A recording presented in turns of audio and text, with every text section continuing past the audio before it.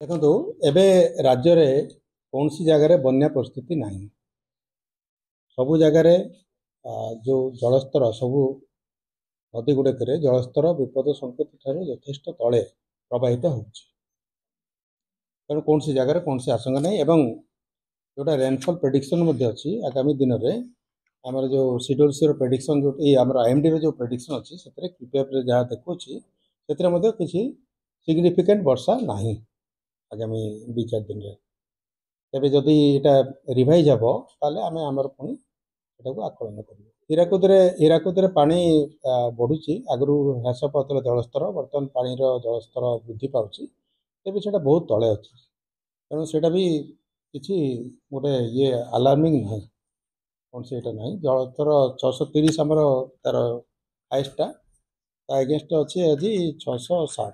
First gate ତ ଆମର ଦେଖନ୍ତୁ କାଲି ତ ସେଇଟା ସେ କଷ୍ଟମେରୀ ଗୋଟେ ରିଲିଜ୍ କରିବେ, ପୂଜା କରାଯାଏ, ସବୁ ବର୍ଷ ସେଇଟା କରାଯାଏ। ପୂଜା ପାଠ ହେଲା ପରେ ବୈଦିକରେ ସେଇଟା ସବୁ ପୂଜା ଅର୍ଚ୍ଚନା ହୁଏ, ତାପରେ ଗେଟ୍ ଖୋଲାଯାଏ। କିନ୍ତୁ ସେଇଟା ବନ୍ୟା ଜଳ ରିଲିଜ୍ କରିବା ପାଇଁ ନୁହଁ, ସେଇଟା ଫାଷ୍ଟ ଗୋଟେ ପୂଜା ପାଇଁ ହୁଏ।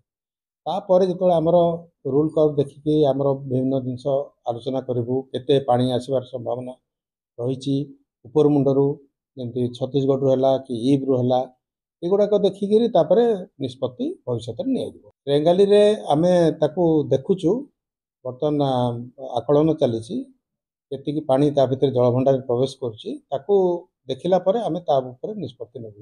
ବର୍ତ୍ତମାନ ସୁଦ୍ଧା କୌଣସି ଖୋଲିବା ପାଇଁ କୌଣସି ନିଷ୍ପତ୍ତି ନିଆଯାଏ ନାହିଁ। ବୈତରଣୀ ସୁବର୍ଣ୍ଣରେଖାରେ କୌଣସି ଜାଗାରେ ନାହିଁ। ମୁଁ ଯେମିତି ଜଳସ୍ତର ସବୁ ଜାଗାରେ ଯେମିତି କହିଲି ମୂଳରୁ, ସବୁ ନଦୀରେ ଜଳସ୍ତର ବିପଦ ସଂକେତ ଠାରୁ ଯଥେଷ୍ଟ ତଳେ ପ୍ରବାହିତ ହେଉଛି, ବହୁତ ତଳେ ଅଛି।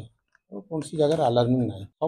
ସବୁ ଜଳଭଣ୍ଡାରରେ ଆମେ ସ୍ଥିତି ଅନୁଧ୍ୟାନ କରୁ। ଆମର ଯେତିକି ଅଛି, ଯେତେ ଜଳଭଣ୍ଡାର ବୃହତ ଆଉ ମଧ୍ୟମ ଅଛି, ତାର ଆମେ ରିଅଲ୍ ଟାଇମ୍ ବେସିସ୍ରେ ଆମେ ତାର ଘଣ୍ଟା ଆମର ତାର ସ୍ଥିତି ନେଇକିରି ତାକୁ ଅନୁମାନ କରୁ, ଆକଳନ କରୁ। କ'ଣ ଯଦି ଦରକାର ହେବ, ଯାହା ଷ୍ଟେପ୍ ଦରକାର ହେବ, ଆମେ ତାର ନିଶ୍ଚିତ ଭାବେ କଲମା ଗେଟ୍ ଖୋଲିଲେ ବି ଆମର ଯେତିକି ଅଛି, ମୁଁ ଯଦି ଆପଣଙ୍କୁ କହିଲି ଜଳସ୍ତର ବଢ଼ୁଛି, ତେବେ ସେ ଜଳସ୍ତର କେତେ ରହିବ ଆଗାମୀ ଦିନରେ ତାର ଆକଳନ ଯଦି ଆମର ଆବଶ୍ୟକ ପଡ଼ିଲେ ଆମେ ମାନେ ଗେଟ୍ ଖୋଲିବୁ। କିନ୍ତୁ ବର୍ତ୍ତମାନ ଗେଟ୍ ବନ୍ୟା ଜଳ ନିଷ୍କାସନ ପାଇଁ ଗେଟ୍ ଖୋଲିବା ପରିସ୍ଥିତି ଉପୁଜି ନାହିଁ। ଜଳସ୍ତର ବଢ଼ିବ। ମୁଁ ଯେମିତି ଆପଣଙ୍କୁ କହିଲି, ବନ୍ୟା ଜଳ କେତେବେଳେ ନିଷ୍କାସନ କରାହୁଏ, ଯେତେବେଳେ ତାର ଆବଶ୍ୟକତା ହୁଏ। ତେଣୁ ସେ ଆବଶ୍ୟକତା ବର୍ତ୍ତମାନ ଯେ ଆମେ ଉପଲବ୍ଧି ହୋଇନାହିଁ।